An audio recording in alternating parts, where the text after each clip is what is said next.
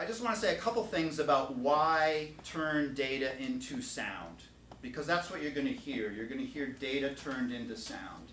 And originally, I heard that some people were doing this, and I thought, what a great opportunity to hopefully make data and graphs more accessible to a wide audience, like the wide audience we have here today, hopefully to make that data more meaningful and to make it more memorable. Okay? Because I had been teaching non-science majors, and some non-science majors love graphs, but some non-science majors, when I show them a graph, their eyes glaze over. And I thought, well, what if we could play the graph? That would be cool. Maybe that would make it more memorable, more meaningful, more accessible. So that's one reason. I also think that turning data to sound can have some applications for doing science, and that's not the main point of today, so pick my brain later about that if you're interested in those ideas. But the thing that amazed me, and actually Maribeth was just sharing this when she first heard the way this sounded, you're going to hear when we play this, average global temperature from 1880 to 2014 converted to musical notation. When I first achieved that, I thought it was going to sound like just some amusical weird data thing. And when I first got my computer to play it, I was blown away because it sounded interesting. And I realized that this can be another way to inspire creativity. So I hope you get a chance to explore the sound installations in the Thoreau Gallery. One that I'll plug is back in the corner. It's kind of hard to see. It's a performance by a jazz sextet of the exact same music you're about to hear. And to me, it was just amazing. I handed them the sheet music, they played it, and it sounds really cool. And I think to myself, what if they had a chance to practice it? It would sound even more amazing. So I think converting data to sound can be a creative endeavor as well. And I think, given the challenges we have to face on the planet right now, we need science, but we also need art and humanities and music to help evoke emotion. And I'll just end this little intro with a quote by an artist, Olafur Eliasson, a very simple, short, straightforward quote, which is, we need both science and emotional action to change the world. And I'm not claiming this event today is going to change the world, but I do think it's interesting to explore these boundaries between science, art, music, humanities. The one other thing I'll say before we hear, well, I'll set up the music a little bit. Just so you know, you're going to hear the music 3 times through. First, on solo piano, so you can just hear those notes, that sequence, 1880 to 2014. Then the rest of us will join in for a second time through. First time we have ever played this together. This is informal. This is not a performance. It's an exploration in a sense. Then we're going to have a brief brainstorming session, and feel free if you have some crazy idea to chime in about how we might interpret it the 3rd time through. And I don't know what that'll be. We might improvise. We're going to come up with ideas. That shouldn't take all that long, so I'm hoping there'll be time for questions and answers and some discussion. So if you're wondering a little more about how this works, there'll be time to ask questions. I think that's all I need to say before we get started. I'd love to interject something, that this is the only instrument that actually play all the notes. It's been calibrated as such. There are 88 keys. So these guys can only play a certain range of the notes. And Jesse's going to do his best to do everything that's on the page as well. But this instrument is the only thing that has the range to fit all the data. Yeah, and that's by design. That was intentional. But thank you. That's good for people to know. So I'll stop making noise here, and then whenever you're ready, Mary. Yeah.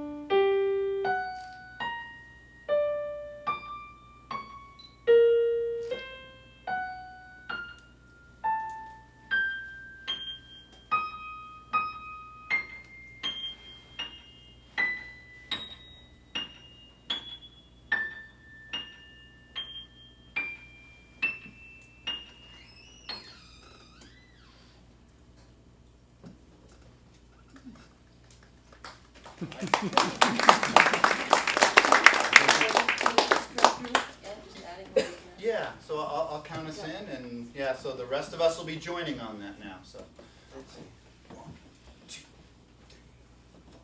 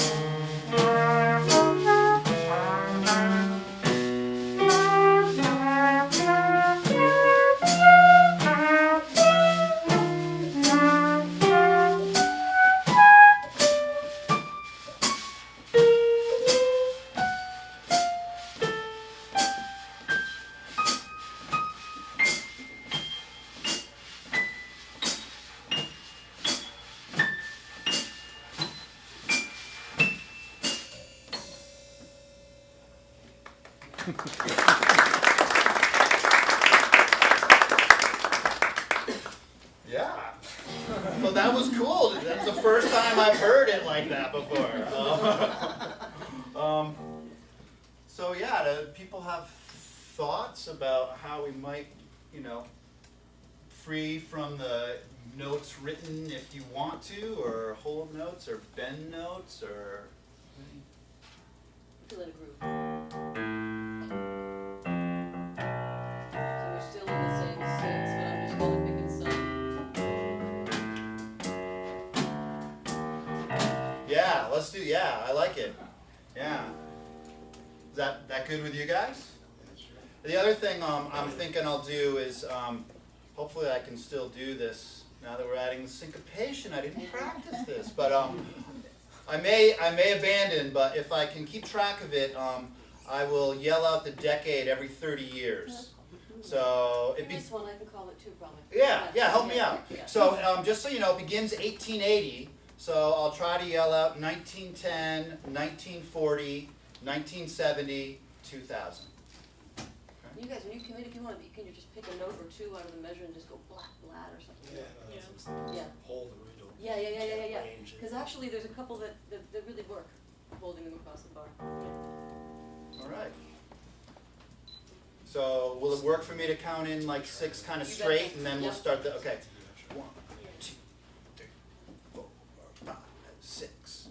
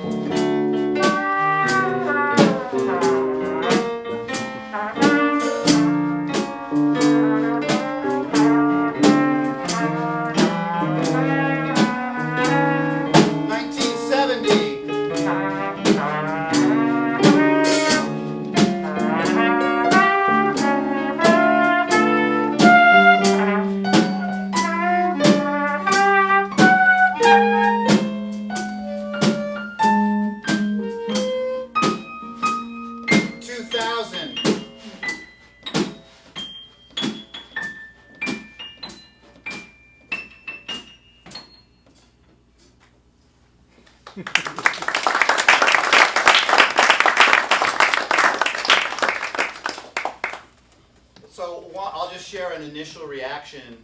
That was only the second time we played this together.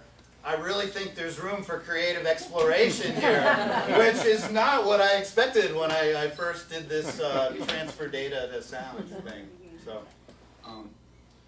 but yeah, if people have questions or ideas to share or reactions, don't be shy, you know. Well, like, it was funny to see that at 2000, the only instrument that could even get up to how high it was the piano. So you can actually like physically see the spike in like, you know, overall. So it was kind of actually cool to physically see that. Yeah, definitely transforming into like a sense definitely hits you, rather than just kind of like trying to interpret it. It's hitting one of your senses, so it's like, okay, maybe it's that bad. This is what it looks like. Yeah. That's totally different than a graph also. I mean, it's a graph of a different nature. Yeah. But it's pretty cool. Did you first use a piano to transfer the data, or? No. So, this, I don't want to give too wordy of an answer. I learned a computer software language, Python, and I have a collaborator, a computer scientist at Bryn Mawr, and also my son now could do this in his sleep. But it took me a long time because I was a beginner. And the goal was to figure out some way to transfer the basic temperature data that you can get from nasa.gov to something that could be played musically. And just to give you the really short story, some of you may have heard of MIDI. MIDI are numbers that are used to, one way to think of it, to trigger virtual instruments on a computer. So the lowest note on a piano keyboard, if I'm remembering correctly, the MIDI number for that is 21. And the highest note on the piano keyboard, The last note of the tune. I think the MIDI note is 108. So when I finally cracked this nut, I figured out how to tell the computer, make the lowest temperature year in this range 21, and that's 1909. Okay, that was the lowest note you heard. And make the highest temperature year, you know, the highest note on a piano keyboard. And then I plugged it into computer software, and I had a piano play it on the computer, and I was amazed at how it sounded musical. So I had never heard it played by a live instrument. That was 2 years ago, until 2 weeks ago, when I was at an open jazz rehearsal down at UMass Dartmouth. And there's a video of that jazz band at that rehearsal playing it. So. As the temperature gets higher, like, are you gonna have to find a different instrument to reach that pitch, or are you gonna? Yeah, I'm just standing up so I can see people. Yeah. So that's really fun. So we just had this conversation yesterday. I had a chance to share this with my father and my sisters, which was, you know, really fun. We went into the Thoreau Gallery, and you know, they were visiting from out of town, and I was able to show them. But my sister asked me that very question, and we decided, sort of as part of that conversation, it'd be fun to leave this same calibration as I add more years, which means this piano won't be able to play it. Already, since I did this, 2015 and 2016 are both record highs. They can't be played if I leave this calibration. So a computer could play it on a virtual instrument, but not a real instrument. So I'd like to keep that version alive using the original calibration, but then I'd also like to recalibrate and compress it, because there's something really cool about a pianist being able to play the whole sequence. Now, of course, that's going to smush all the notes together as the planet keeps getting hotter. So you won't, some of the sounds will be very different. I'm actually really looking forward to doing that and hearing how different it'll sound. Because some of these little melodic interludes would be changed when I recalibrate it. And, you know, new ones will emerge, but some of the nice ones I might like now will get kind of destroyed. Brian, you know what would be kind of fun is we do the bells at the church. We do this with the different bells. Oh, yeah. Really cool. Yeah, That would be really cool. Yeah. Yeah, and I should let you guys know, you know, this sheet music is available online, and I don't know how many people in here can sight read, or if you're like me, you can read music really slowly, which is why I was not playing, I was sticking to a non-melodic instrument today. But it's there for people to explore. So yeah, I love that idea. That's awesome. We're having grasp like activists to start playing this, like when they if they have a rally or something like that. Sure. Yeah. More people's attention, because them just preaching isn't gonna really bring Yeah. as much. But if people are hearing it, it's like, oh man, that sucks. Well, it's Yeah. stark, it's a totally different relationship. It'll as you get just said. people to just Yeah.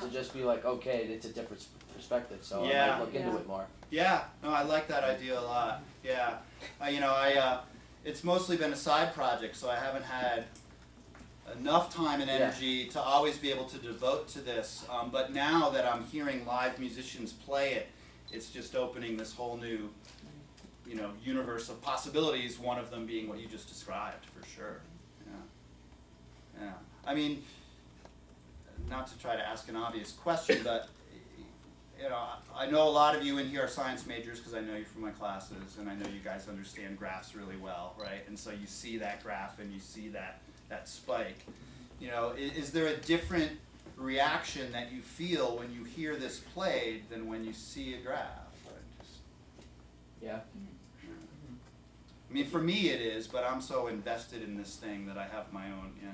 Another interesting thing maybe would be to play with volume a little bit, as Yeah, in yeah, yeah. a lower range would be softer, Yeah. and then if you get into a higher Yes. end, it'd be louder. That's right. And that way, all of a sudden, you'd be able to hear a massive jump. The You know what I mean? intensity. Yeah, the Right, right, intensity right. increase. Yeah. No, you're absolutely right. So what you've heard is based entirely on varying the frequency of the Yeah. sounds. Right. But if you vary the volume of the sounds, that's something else. You could also vary tempo. And if anybody gets a chance to explore the sound field that lets you literally walk through time and hear the sound of the year where you're standing, some of you I know have already done this. One of the things we built into that experience is as the temperature goes up, the tempo goes up. Yeah. So that would be hard. Yeah, it would be hard for us not having rehearsed Right. to try to do that on the fly. Especially me, who's supposed to be keeping track of the tempo. But it would be cool to do that, to like start out really slow, and by the time we get to the end run, really. One idea we didn't explore is when you have an ascending pattern of notes, do a crescendo. And then when you come back down, have it kind of decrescendo. I feel that something that would be a nice addition to this is at the end of the piece, if you just play the first note and the last note, just because after a few minutes of music, you sometimes forget how far you've come, just so you can compare. I love it. Yeah. I love it. Yeah. I think it would be interesting to say if you're playing the piano, to show us either a recording of your actual hands changing on the notes, because then you're using more than one sense to interpret the data, or Right. find an instrument that you can do that. Like I think the word I'm thinking of is like a theremin, where you use your hands. Oh yeah, I think that would be Right. interesting, because then you can Yeah, that would be visually very cool. see the Mhm. notes. Right. Yeah. Yeah. Cool. I love it. Yeah, Andrew's already all over it. We have a volunteer. Yeah, I find it really interesting how these different senses will appeal to you in different ways. So adding that visual, I think, would be cool. I don't think it's nearly as cool as hearing the live musicians, but I have sort of a version of that where I have graphs. This is another thing in the Thoreau Gallery where you see each data point plotted on the graph as you hear the note for that year. So it's doing kind of what you're saying, but in a computer-generated, somewhat clunky way. Whereas a live, musician would be really cool.